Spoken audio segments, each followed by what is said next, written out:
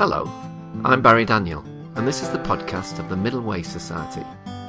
Our aim is to encourage a universal approach to living a more integrated, ethical life, avoiding dogma or any appeal to authority.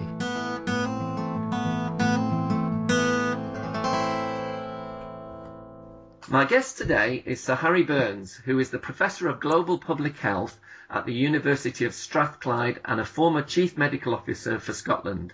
He's going to talk to us today about the causes of wellness. Hello, Harry. Welcome to the MWS podcast.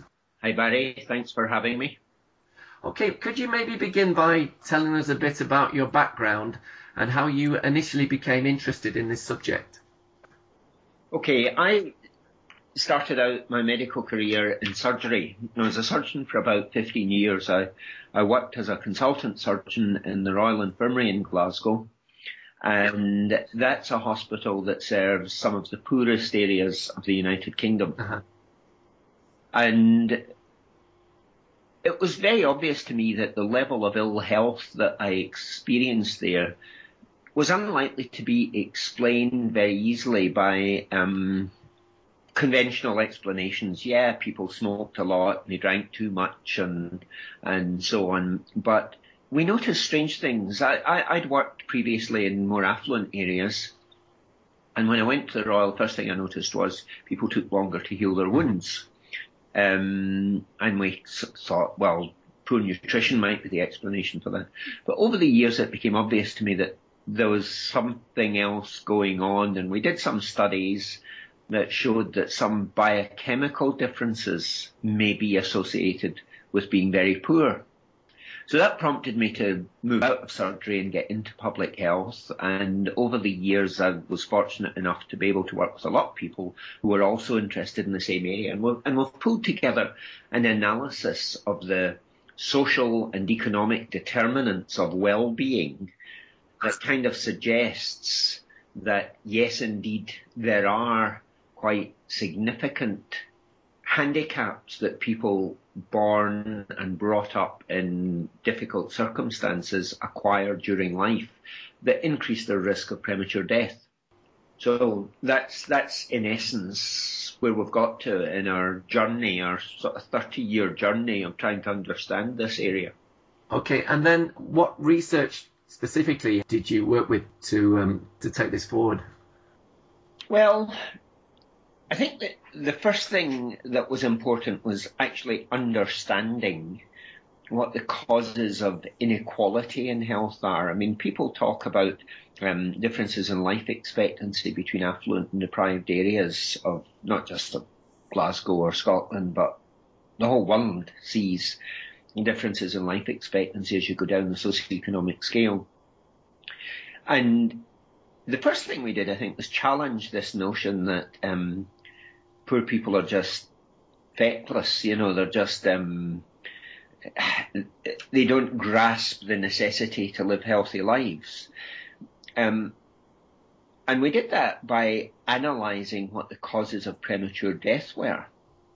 And most people would assume that the differences in life expectancy between rich and poor are down to the fact that poor people are more likely to get heart disease and cancer. In fact, it's much more profound than that. When we analysed the pattern of inequality in death rates in Glasgow, we found that the widest inequalities were actually in the younger population. Interesting. The age between about 15 and 45 is the period where inequalities in death rates are at their widest. Now, the actual number of people dying in that age range is obviously lower than it is in people 75 and over, but the inequality is stark. And the main drivers of that inequality are not heart disease and cancer. They're things like alcohol, drugs, violence, suicide. They're problems that are very clearly laid out and caused by socioeconomic circumstances. We're not going to fix these issues, the drugs, alcohol, suicide and violence, by fiddling with the fat content of diets. It's much more profound than that. Yeah. So we then began to try and understand what it was that led to the emergence of these problems in society. And this was the other strange thing we noticed, is a relatively recent phenomenon. You know, we have this idea of the Scotsman as being a sort of happy drunk, if you like. In fact, up until about 1995, Scots had, when you look at Western Europe, Scottish death rates from alcoholic liver disease are amongst the lowest in Western Europe. And then between 1990 and about 2005, they became the highest in Western Europe. Wow. There was a recent change in the pattern of risk of death that probably goes back to about the 1970s, 1980s. Yeah. The emergence of these problems probably began to be associated with the difficulties of employment and poverty and poor housing and dislocation of communities and society that we saw emerging really when shipyards and steelworks and so on closed in West Central Scotland. Right. So suddenly the problem was not how do you get people to stop smoking? The problem was, well, how do you create something different in the population that turned a population that had all the diseases of hopelessness into something more positive? How do we create wellness, really, was the question we asked ourselves. Yeah. Instead of focusing on conventional illness, how do we create within people a sense of wanting to be positive about their lives and wanting to be in control of their lives? Presumably that's quite an assumption to challenge, because people often associated it with illness. Yes. I mean, it's understandable that they would associate it with illness, because in the 20th century, medical science was so successful in making people better, in curing diseases that had previously been incurable. Things like diabetes, the discovery of insulin, suddenly people who would just lapse into a coma and never surface again could be wakened up and could begin to live their lives normally, or reasonably normally again. Tuberculosis, which was a huge killer in the 20th century, was curable when they discovered streptomycin. Vaccines, polio, great disabler of children in the 20th century. In the 1950s, Jonas Salk finds a vaccine for it, and suddenly the outlook is different. Yep. So we've become used to this idea, not only that medical science can make us well, but there is a single cause or a single lever you can pull. You know, it's like a machine. You find this vaccine, you find that antibiotic, and suddenly life is transformed. In fact, the whole idea of making people well, as opposed to just preventing or curing illness, involves a very complex set of ideas. Mm-hmm. And when you begin to look at the causes of wellness as opposed to the causes of illness, you begin to realize that there are some very deep-seated psychological, social drivers of wellness. And people who have studied this whole area, the term over the years that has been coined to explain it is salutogenesis, the opposite of pathogenesis. Pathogenesis is what doctors study, the causes of disease. Salus was the Roman goddess of well-being, and she was also the Roman goddess of safety, which is an interesting juxtaposition, that to be well you have to feel safe, which seems self-evident, but the Romans obviously appreciated it. So this idea of what creates wellness in people has been studied extensively by a number of people. And, you know, just to pick out some of the ideas that have contributed to it, I suppose one of the most notable books that's been written about it is a book called Man's Search for Meaning, written by an Austrian psychotherapist called Viktor Frankl, who talked about his 5 years as a prisoner in Auschwitz. Mm-hmm. And how he described how he and the men who were with him who survived, what was it that allowed them to survive? And he talks about purpose and meaning. what he says in the introduction to his book is if you have a why to live, you can cope with almost any how. You can cope with adverse circumstances if you have a strong enough purpose. Other people who have explored why it is children grow up to be successful across all domains in life, and wellness, I suppose, would describe success not just in health terms, but success in educational terms and relationship terms and so on. Talk about the ability to feel confident that you can cope with what life throws at you. You can understand the world, you feel confident you can cope, and you want to cope. You have a meaning in life. Extroverts, optimists seem to do better than pessimists. Now, whether that's cause or effect or, just how it's associated, we don't know. But there are a number of psychological characteristics that are associated with a positive sense of well-being and better health. Mm-hmm. So the question then becomes, how do you create that? What are the origins of this positive mindset, the ability to adapt and change in the face of life's challenges? And the conclusion that we've reached on the basis of a lot of investigation of these circumstances is that the basis of this positive outlook is really laid down in childhood. It's really laid down not just in childhood, but actually there are influences pre-birth that influence it that we now discover, really quite profound influences. That children who experience a stable, consistent, nurturing childhood are far more likely to develop these positive psychological markers of well-being than children who experience chaos, who don't get consistent parenting, who don't attach to parents. It's almost as if the lack of attachment, the attachment process in early life leads to lack of empathy in later life. The children who experience the chaotic early years are more likely to have mental health problems. When they go to school, they're more likely to fail at school. If they fail at school, they might drift into offending behaviour, drift into alcohol, drugs, go to jail. And when I speak to young people in jail, and I've spent a fair amount of time doing that, they consider their lives as being finished. 17, 18, there's no hope for them. They're not going to get jobs, so they might as well just shrink away into the darkness.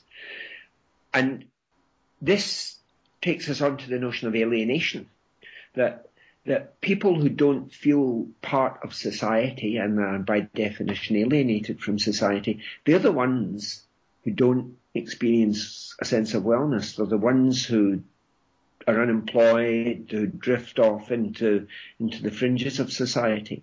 So the challenge I think that we have is, how do we support parents in these turbulent economic times to provide safe and secure homes for their children so that they develop this positive mental outlook that allows them to participate fully in society and to fulfill their full human potential. I get very frustrated when I hear governments talk about, the purpose of government is to grow the economy. No, it should be to ensure that every human being can develop his talents for the service of others. That's basically what society is about, I think. Okay. Would it be possible just to unpack a little bit more this idea of salutogenesis? For example, you've been very influenced by the work of Aaron Antonovsky. Yep. And he talks about 3 specific things that are integral to this idea. Yep. Antonovsky studied the health of adults whose children had been in concentration camps. And he found that when they grew up, 70% of them were damaged in some way. They had poor health, they had poor social environments and so on. But 30% of them had done well.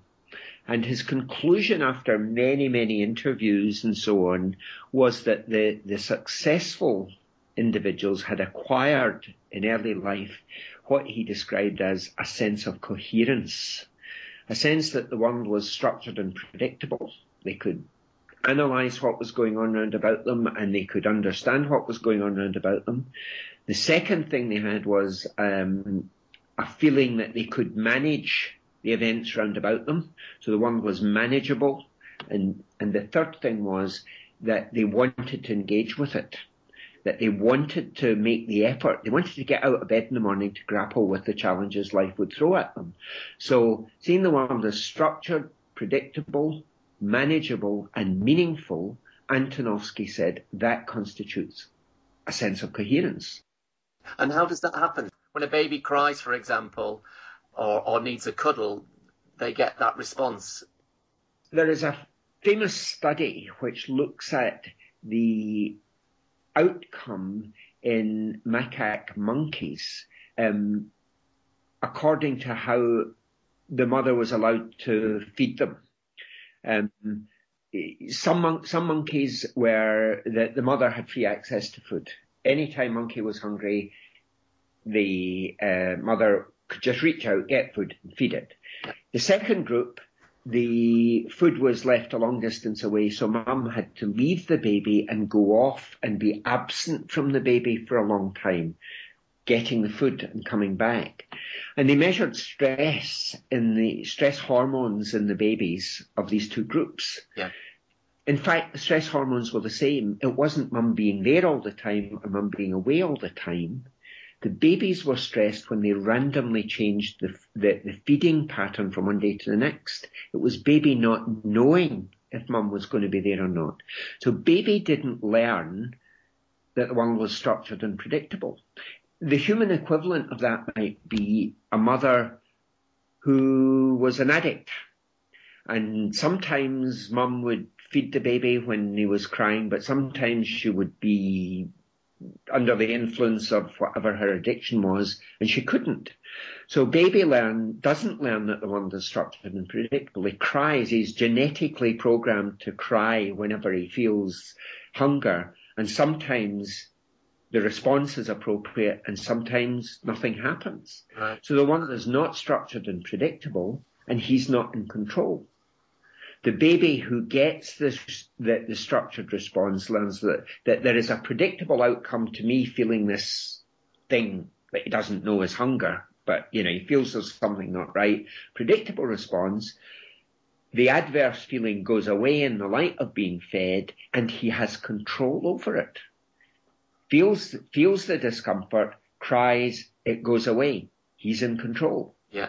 If that pattern, if by the time that sort of tennis match, some people describe it as, baby serves the cry into the relationship, what happens next depends on what the return is. By the time he serves a cry 1,000 times and he gets 1,000 predictable returns, he knows, he lays down in his brain patterns of response that shows, right, that bit of the world is structured and predictable, I have control, and he can move forward and begin to test other things. If you don't get that, the world is an uncertain place, and what happens is he upregulates survival responses, upregulates the stress response, which is an important part of the survival response, upregulates emotional lability, because he has to be on an emotional hair trigger to be able to respond to threat and so on. And you get a very different pattern of socialization in those circumstances. Instead of going out and wanting to engage and knowing the rules for engagement with other people, you are just not sure what kind of response you're going to get. You're not sure how to respond in challenging social circumstances. And you respond by essentially an active fight or flight response. It's about survival. It's not about exploration. It's not about exploring the world and learning about it. It's about ducking and diving, just doing the right thing to survive. So you get a very different psychological pattern and a very different pattern of response to the external world. And presume you can actually see this in the neurobiology of your brain, that certain parts of your brain get larger that are to do with anxiety and stress, and the ones that are to do with, as you say, exploration and making the world comprehensible are diminished in a sense. The guy who has really done a huge amount of work on this is an American professor of neurobiology called Bruce McEwen. Bruce and a whole range of researchers who've worked with him have shown that key bits of the brain do not develop so well in babies whose early years lack this consistent response, particularly the prefrontal cortex, which is the bit of the brain that allows you to make sense of the world, allows you to take in new information and respond appropriately. That doesn't develop so well. The hippocampus, which integrates short and long-term memory, doesn't develop so well, so learning capacity is reduced. The hippocampus is also hugely involved in suppressing the stress response. And when the hippocampus is not developing the key bits of that stress response, then that's what leads to the chronic elevation in stress. And then there's a bit of the brain called the amygdala that's active when you are emotionally aroused, and it becomes more active. This is the bit of the brain that allows you to be, you're likely to be more anxious and aggressive and fearful. This is the sort of emotional hair trigger that allows you to respond very quickly to threat. But because the other bits of the brain aren't really developed, you sometimes respond inappropriately to threat. Yeah. So you begin to see a pattern in children brought up in difficult circumstances whereby they don't behave appropriately in new social circumstances, they don't learn so well, and they are anxious, aggressive, fearful. As opposed to children who've had a safe upbringing that allows them to say, I can manage threat, now I want to go off and explore and learn. And what's the connection with life having meaning? Is it because life is so stressful and unpleasant that they struggle to make sense in that sense of why they're here or why they want to be here? That's a good question. And I suppose there's another researcher called Maslow who came up with an important hierarchy of human need. And Maslow said that we can get in, that basically his hierarchy says that the creative bits of our life, the sort of self-actualization, defining us as people, can only really occur if we feel safe and secure, and our basic needs for food and shelter and so on are met first. We can only move up to this higher plane of looking for meaning and so on. And when you look around at food banks and austerity and the way in which unemployed people are sanctioned by Department of Work and Pensions and they don't have any money to feed themselves and so on, we are really cutting away the feet. Yeah. We're cutting away that very basic bit of security from people. It's no wonder that they can't start to engage with the more intellectual side of life. So rather than finding drugs to, in a way, sticking plasters for these biological issues, then presumably it makes more sense to change the chaotic circumstances themselves. This is how Scotland has elected to begin this process. We have a programme going around earlier years where the stated aim is to make Scotland the best place in the world to grow up. And, I said that recently down in London and was met with a bit of a sort of raised eyebrow and, don't be ridiculous, you can't do that. But actually, you can. And you certainly won't if you don't try.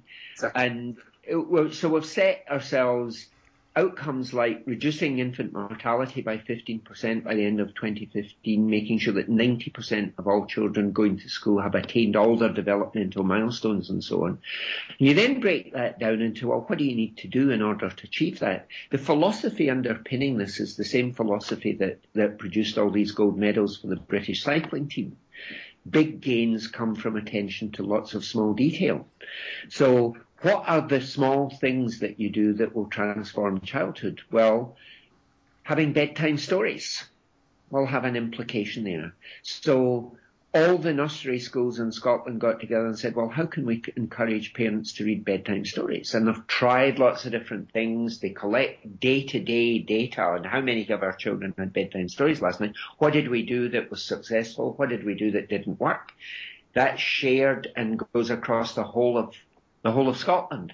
We don't do projects anymore. We do things at scale. So the Early Years Collaborative has set off with that. We've now got a Raising Attainment Collaborative. Early Years goes from -9 months to 8. Raising Attainment Collaborative is from 8 to 18. And it's beginning to unravel the things around school culture, the things around home culture, relationships with parents, that what can we do to enhance that for teenage years and so on. And making lots of small changes consistently across the whole of society will move the whole of society in a new direction. So consistent evidence-based change that we know we're delivering at scale should produce dramatic results, I would hope, around those early years. Things like the young people who've already drifted away from society and are in prison. We need to be looking at how do we reattach them to society. We know that they're emotionally labile. How can we help them manage their emotions? And things like mindfulness and so on are being tried to do that kind of thing. Again, consistently with young offenders. Things like making sure that they have jobs. When they leave prison, they say to me, well, I'm never going to get a job. I'll just sit at home and drink. And if they're sitting at home and drinking and watching television, at some point a baby will come along and the cycle is repeated. The cycle of chaos is repeated. Well, how can we give them meaning in their lives by giving them jobs? Yeah. So social enterprises and so on are very important in that. And so there are a whole range of things that you can do that will help deliver this sort of society. And we are blessed, that's the only word for it in Scotland, with politicians who really understand this and want to co-produce these outcomes with broader society. Yeah, you mentioned a person that has really inspired you in regard to getting involved in the community is a guy in the States called Greg Boyle and his Homeboy Bakeries. Could you just give us a quick talk about that? Well, I met Greg last year. He came over to Glasgow at the invitation of a thing called the Violence Reduction Unit, which was set up initially by the police. And his story is that 20-odd years ago, he was sent to a parish in South Los Angeles that was in the middle of the Latino gang area. And he arrived at the parish, dumped his bag in the house and went for a walk. And he said he got about 100 yards down the road and a police car stopped him and said, if you carry on down this road further, you'll be dead before very long. And he said, well, that's what we do. That's what we're here to do. And he carried on. And 20 years later, he has helped transform the lives of literally thousands of these Latino gang members. The process began when he stopped and talked to them. He learned their names. He began to treat them as individuals, whereas before they would have experienced a bit of domestic violence, they would have been neglected by parents, they would have seen a violent father and so on.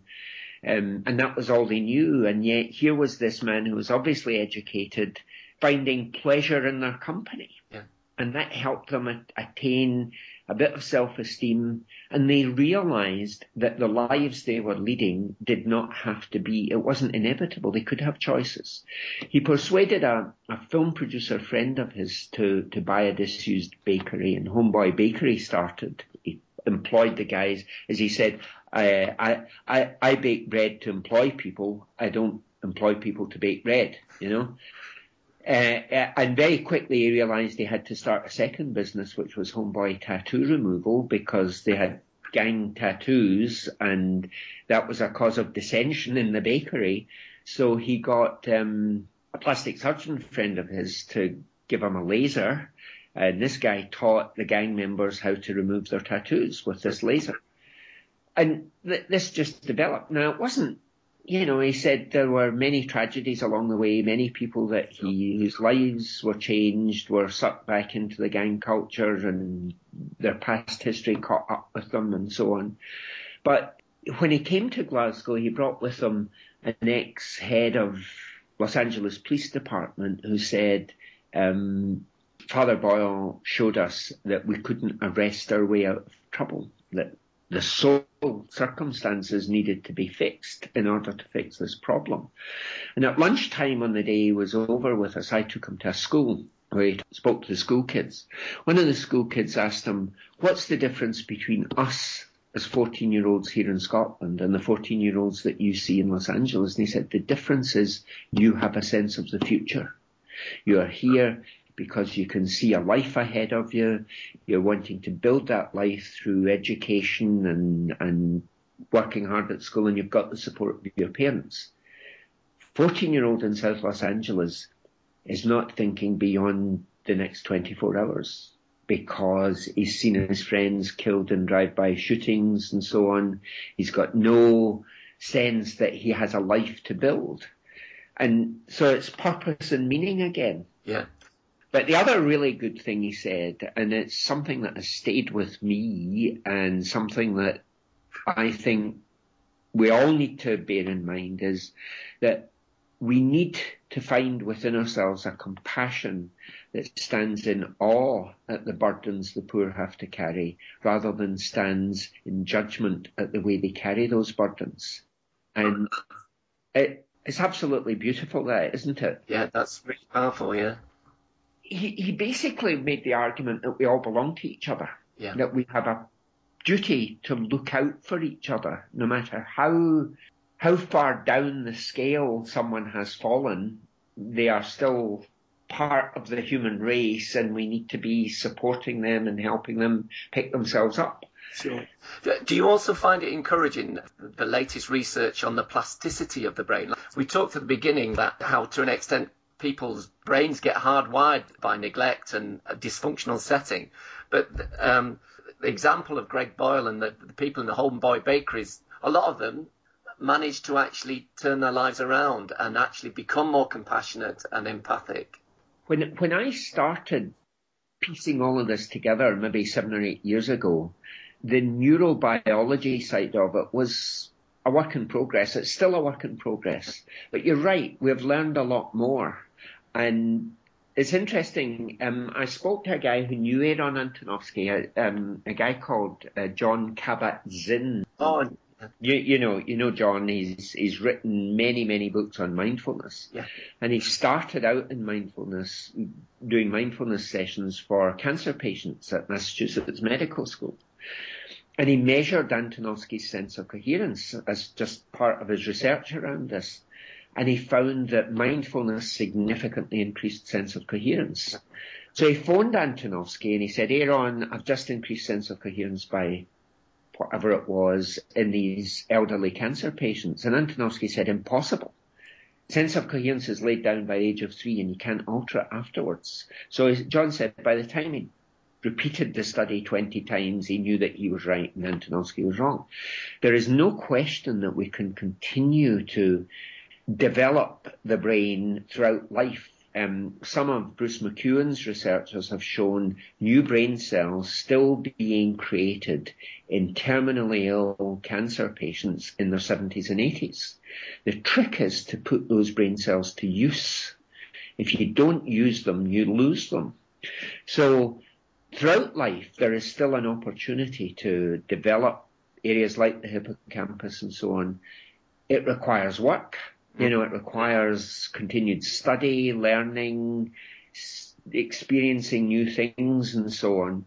But we have learned a lot about that. The other science that has moved forward considerably is the science of epigenetics, because we know that the mechanism by which the stress response is upregulated is one in which genes in the cell nucleus, which code for part of the mechanism for suppressing the stress response, get turned off in neglected children. Those genes just never get activated because some of the chemicals needed to activate them are generated through happiness and contentment.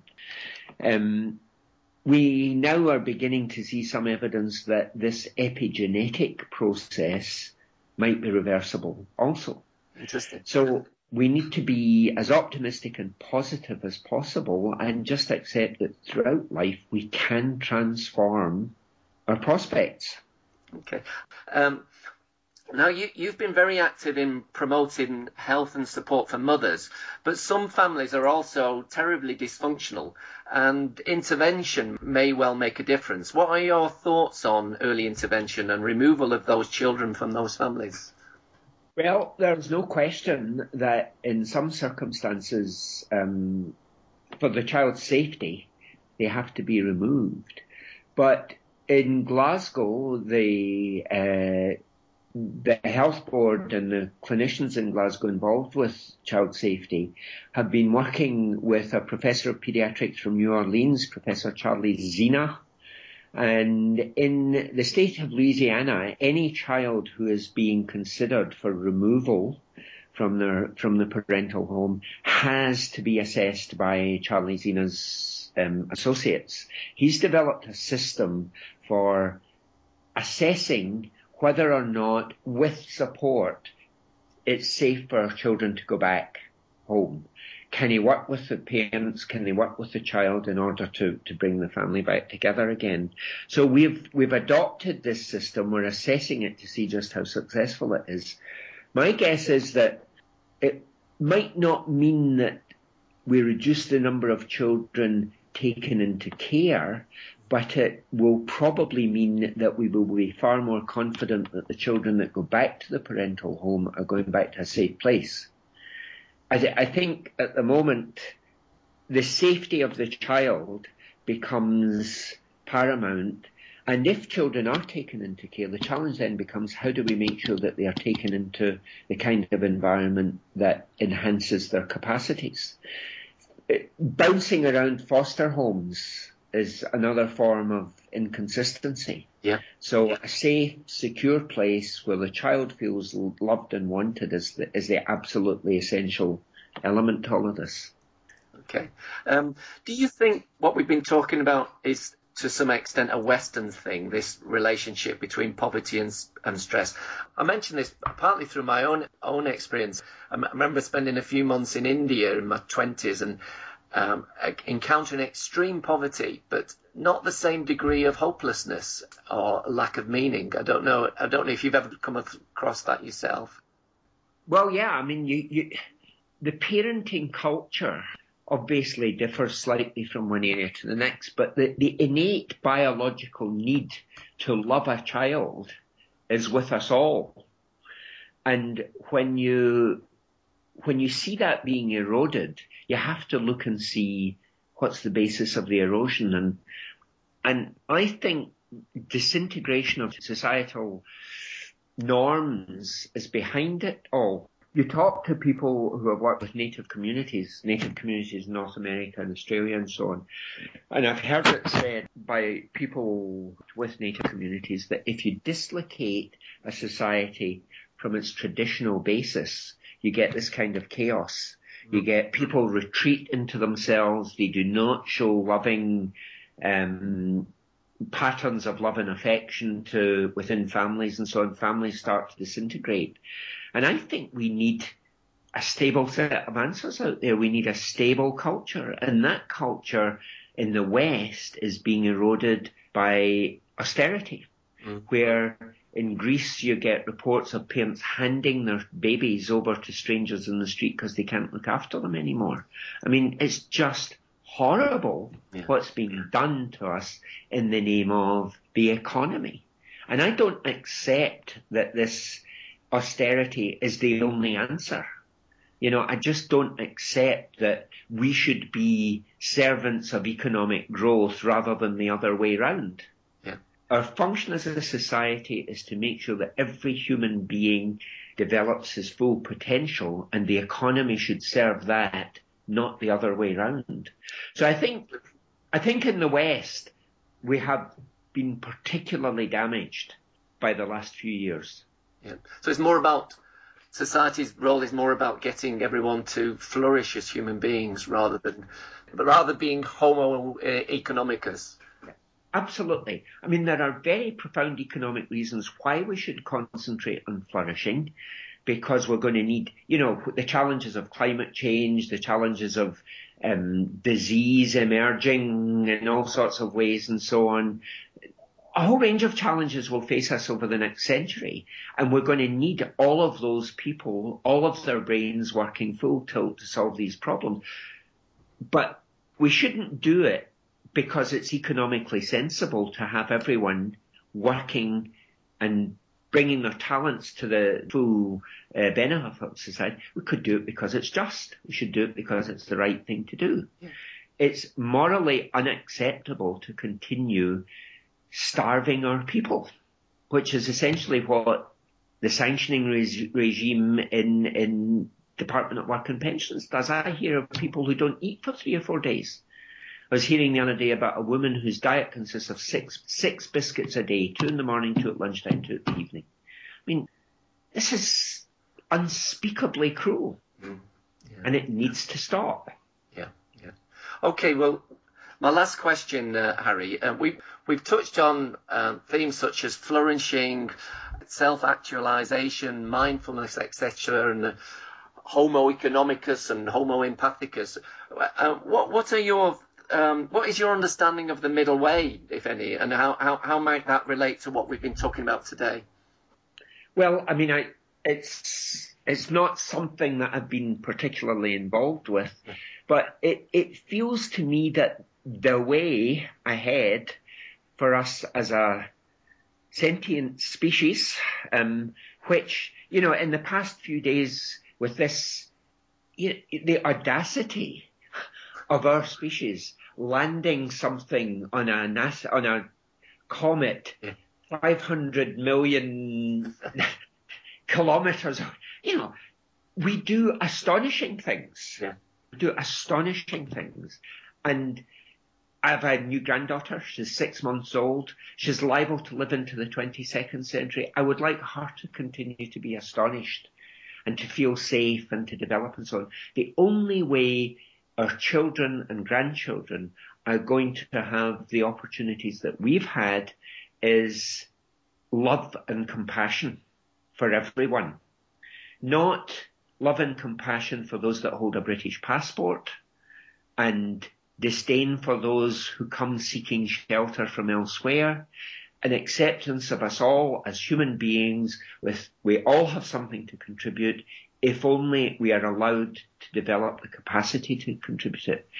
To me, the middle way, I suppose, is not going down extremes of economic growth but to accept the humanity that's in us all and to work on ways of increasing that humanity and spreading it. And I don't know if that's what you would understand as it, but it's what certainly motivates me. Yeah. I can very much relate to that, Harry. Thank you very much for talking to me today, Harry. It's been a real pleasure. Thank you very much for the opportunity.